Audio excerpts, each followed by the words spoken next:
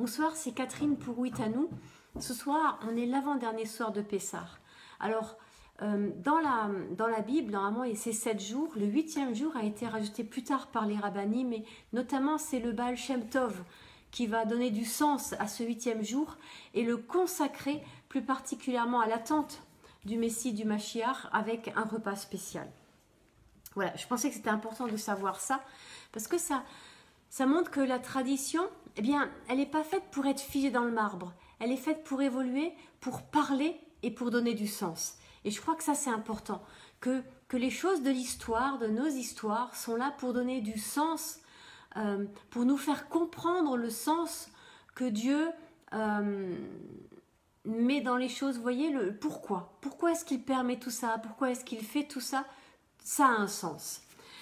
Et donc, ce soir, le sens de cette soirée dans le judaïsme, c'est d'avoir une pensée pour les personnes disparues, pour les personnes qui sont mortes. Voilà, vous voyez, ce soir plus particulièrement, on prend le temps de se remémorer, peut-être de remercier aussi pour les temps qu'on a vécu avec les personnes qui nous ont quittés, qui ont rejoint l'éternité. Vous voyez, on prend le temps de s'arrêter, de s'asseoir sur cette pensée de la mort. Et cette année, c'est plus particulièrement touchant parce qu'aujourd'hui, dans le christianisme, eh bien, on est dans ce jour, c'est plus le vendredi saint où Jésus souffre et meurt à la croix. On n'est pas dimanche, c'est pas la résurrection. On est dans ce silence du tombeau et puis on est dans cette attente. Est-ce que quelque chose va se passer? Voyez. Et je voulais vous remontrer, vous savez, ces branches que j'avais montrées au début de Pessah. Et voilà. Les feuilles sont là et regardez, il suffit de toucher un peu et toutes les fleurs qui faisaient la beauté et qu'on avait admirées, eh bien tout ça, ça tombe. Et je me disais, en priant, en y réfléchissant, je me disais, Seigneur, mais il est bon que ça tombe. Pourquoi? Parce qu'il y a des fruits qui vont pouvoir naître de ça, des feuilles, la vie. Mais pourtant, vous voyez, si je ne mets pas ces branches maintenant qui sont toujours dans un vase et dans l'eau, si maintenant il n'y a pas des racines qui viennent, qui prennent, eh bien, ces branches vont mourir malgré tout. Aujourd'hui, c'est ça que j'avais à cœur de partager plus particulièrement avec vous. Oui, la vie est dure et l'ennemi nous tente et pourtant, il nous faut prendre racine dans la parole de Dieu, vous voyez? C'est dans la parole de Dieu qu'on peut prendre racine. Sinon, on est comme ces branches. On porte bien un peu de feuilles, un peu de fruits, un peu de fleurs, mais on ne porte pas la vie. Parce que si on n'est pas connecté au cep, si les sarments ne sont pas connectés au cep, ils ne portent pas de fruits. Et c'est bien les fruits qui importent dans nos vies. Alors, je disais ça par rapport au combat spirituel. Oui, on va être ballotté, ça va être un combat, ça va être difficile. Chaque étape est difficile. Mais le Seigneur est avec nous à chaque étape. Et c'est d'étape en étape. Vous savez, on peut le dire d'étape en étape, de combat en combat, de victoire en victoire, de mort à soi, d'humiliation en humiliation. Vous voyez, toutes ces choses qui en fait sont les outils que le Seigneur va permettre dans nos vies pour que nous grandissions en sanctification, en sainteté, et pour que nous puissions porter son nom. Vous voyez, sainteté à l'Éternel, pour que ça se voie, pour que nos visages rayonnent, tout comme Moïse a rayonné quand il descendait de la montagne, de la présence de l'Éternel, tout comme Yeshua a rayonné de la présence de son Père. Voilà, c'est ça le but, c'est que nous rayonnons. Et vous savez, la croix est une étape, c'est pas une fin en soi. Il ne faut pas devenir des adorateurs de la croix, mais être bien conscient que par la croix, on accède au Père et que c'est le seul chemin.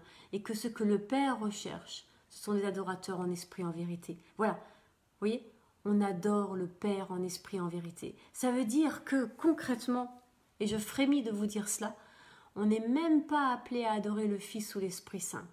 Encore moins la croix, encore moins l'Église, encore moins son pasteur, encore moins un grand ministère.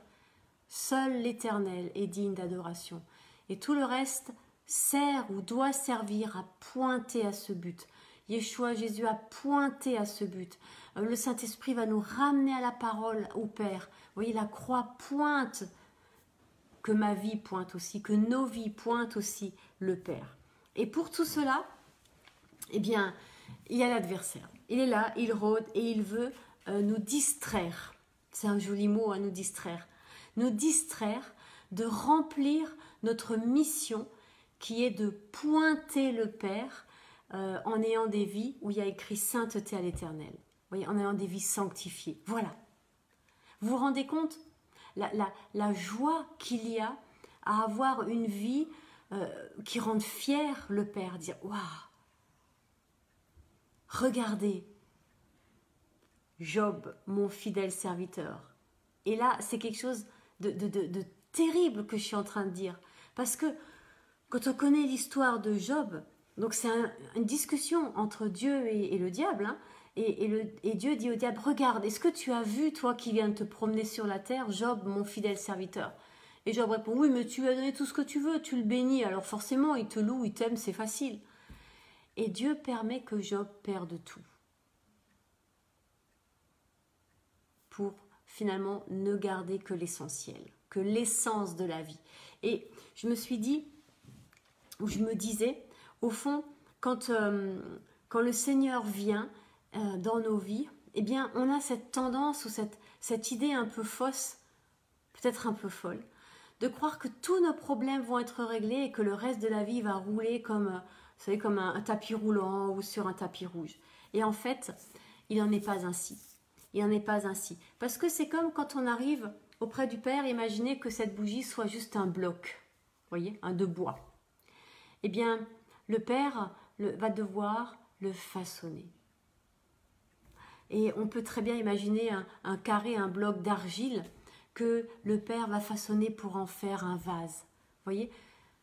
Mais c'est une bonne nouvelle. C'est une bonne nouvelle que Dieu s'intéresse assez à moi et à chacun d'entre nous pour prendre ce bloc de terre brute, j'allais dire sauvage presque, vous voyez, et dire voilà, toi, je vais faire de toi un vase pour accueillir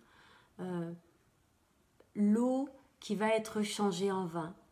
Voilà. Vous voyez, quand il vient transformer, quand il vient purifier nos vies et quand il vient les changer en vin pour que nos vies soient nourriture pour les autres, soient bonnes pour les autres et pour que d'autres puissent recevoir cet amour, parce que c'est que de l'amour. C'est la même chose, on élève nos enfants, pourquoi est-ce qu'on les contrarie, pourquoi est-ce qu'on les oblige à être polis, à pas dire de gros mots, à respecter l'heure, à rentrer à l'heure, à pas... Après tout, pourquoi est-ce qu'on dit pas oui à tout et qu'on les laisserait pas grandir? Mais parce qu'on sait très bien que si on veut que plus tard ils deviennent des adultes qui tiennent la route, eh bien on a besoin, ils ont besoin d'un cadre et c'est notre rôle de parents de leur offrir ce cadre pour leur permettre de grandir. Eh bien, il en va de même avec le Seigneur. Et ce qu'on appelle bien souvent du combat spirituel où l'ennemi m'attaque, et ce qui est vrai, mais c'est aussi des choses que le Seigneur permet parce qu'il est en train de m'éduquer. Vous voyez? Alors, moi j'ai envie de le dire à l'envers, hein. Le Seigneur permet des choses dures dans ma vie parce qu'il a pour objectif de m'éduquer. Et dans ça, le serpent vient et fait « Oh, regarde comment il est dur le Seigneur avec toi, tu as vu ce que tu dois souffrir. Regarde, les autres, ils souffrent pas autant. Non, vraiment, c'est pas juste. Est-ce que tu es sûr qu'il t'aime ?» Voilà, vous voyez? Ça, c'est son job à lui. Mais ce que le Seigneur permet dans ma vie, c'est pour mon bien et c'est pour m'éduquer. Que le serpent vienne essayer de me faire douter de l'amour du Père. Au fond, c'est normal. C'est à moi et c'est à chacun d'entre nous de ne pas le laisser faire et d'être, vous savez, d'être comme les enfants. Je t'entends pas, je peux pas t'entendre, nanana mère. Voilà, c'est aussi simple que ça quelque part. Hein. Et on a du mal parce qu'on prête une oreille quand même, on écoute un peu, on se laisse un peu séduire. Ah, et le mot est lancé. Vous voyez comme ça va? C'est tellement la même histoire. Mais,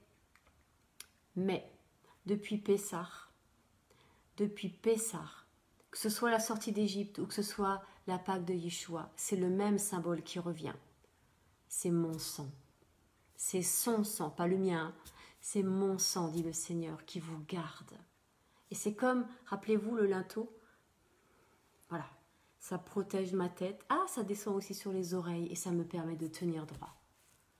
Le sang de Yeshua me permet de tenir droit, de tenir ferme, de résister au malin, et il fuit loin de moi, d'avoir pris la ferme décision. Amen.